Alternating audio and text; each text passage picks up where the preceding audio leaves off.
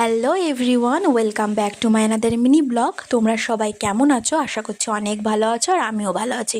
তো অনেক দিন পর একটা ব্লগ ভিডিও নিয়ে চলে আসলাম। তো ব্লগ ভিডিও তো নয়, একটা রান্নার ভিডিও নিয়ে চলে আসলাম। বাড়িতে আজকে ফার্স্ট টাইম মোমো বানিয়েছিলাম, আর কি করে বানালাম সেটাই তোমাদের সঙ্গে আজকে শেয়ার করব। তো দেখো, ফার্স্টে কিন্তু আমি চিকেন আর সমস্ত সবজিগুলোকে একসঙ্গে সেদ্ধ করে নিয়েছি, কারণ কাঁচা চিকেন কিমা দিয়ে মোমো তৈরি করা হয় বলে কিন্তু আমাদের বাড়িতে অনেকের খেতে ইচ্ছা করলেও তারা খেতে পারে না। তার জন্য আজকে কিন্তু আমি বাড়িতে এরকমভাবেই মোমো বানালাম। ফার্স্টে তো চিকেন আর সমস্ত সবজিগুলোকে ভালোভাবে সেদ্ধ করে নিয়েছি। এরপরে এর মধ্যে দিয়ে দেবো লবণ পরিমাণ মতন, সয়া সস আর গোলমরিচের গুঁড়ো। সমস্ত উপকরণগুলো দেওয়া হয়ে গেলে একসঙ্গে মাখিয়ে নেব।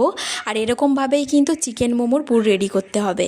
আর একটু ভালো ফ্লেভারসের জন্য এর মধ্যে পরে অ্যাড করেছিলাম ধনিয়া পাতা। মোমোর পুর তো রেডি করে নিয়েছি। এরপরে যেটা করতে হবে, আমাদের চিকেন স্যুপটাকে রেডি করে ফেলতে হবে। তো তার জন্যই দেখো, আমি ফার্স্টে তো কড়াইতে বাটার দিয়ে দিয়েছি, আর তার মধ্যে দিয়ে দিলাম গোটা গরম মশলা, আদা কুচি, রসুন কুচি। আদা আর রসুন কুচিটা একটু ভেজে নিয়ে কিন্তু এর মধ্যে দিয়ে দেবো আমি সমস্ত কেটে রাখা সবজিগুলো। খুব বেশি একটা সবজি দিইনি, গাজর আর বিনস দিয়েছি। সবজিটাও একটু হালকা ভেজে নেওয়ার পর কিন্তু এর মধ্যে অ্যাড করব চিকেনটা দেওয়ার পর চিকেন সবজি সমস্ত কিছুই কিন্তু ভালোভাবে ভেজে নিতে হবে। আর আমি এর মধ্যে কিন্তু কোনো রকম সাদা তেল ব্যবহার করিনি, বাটার দিয়েই পুরো স্যুপটাকে রান্না করেছি। চিকেন আর সবজিটা কিন্তু লবণ দিয়ে ভালোভাবে ভেজে নিয়েছি। আর যে চিকেন স্টকটা তুলে রেখেছিলাম সেটা কিন্তু আমি এখন দিয়ে দিলাম। আর এর মধ্যে আমি অ্যাড করেছিলাম গোলমরিচ। এবার চলে যাই মোমো স্টিম করা প্রসেসের দিকে। আমাদের যেহেতু স্টিমার নেই, তার জন্যই কিন্তু এরকম ফুটো করা একটা থালা নিয়ে নিয়েছি, আর একটা সসপ্যানের মধ্যে স্যুপটাকে দিয়েছি।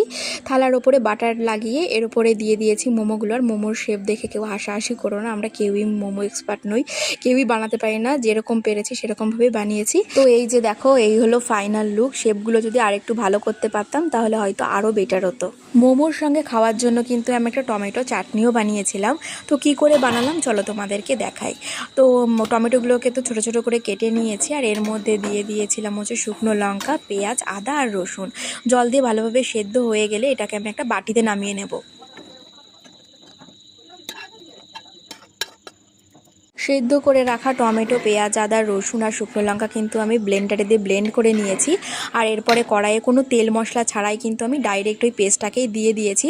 শুধু এর মধ্যে এবার যেগুলো দিতে হবে লবণ আর পরিমাণ মতন চিনি। পরিমাণ মতন লবণ চিনি দেওয়ার পর কিন্তু একটু ফুটিয়ে নিতে হবে। আর জল কমে একটু গাঢ় হয়ে আসলেই কিন্তু রেডি হয়ে যাবে আমাদের মোমোর চাটনি।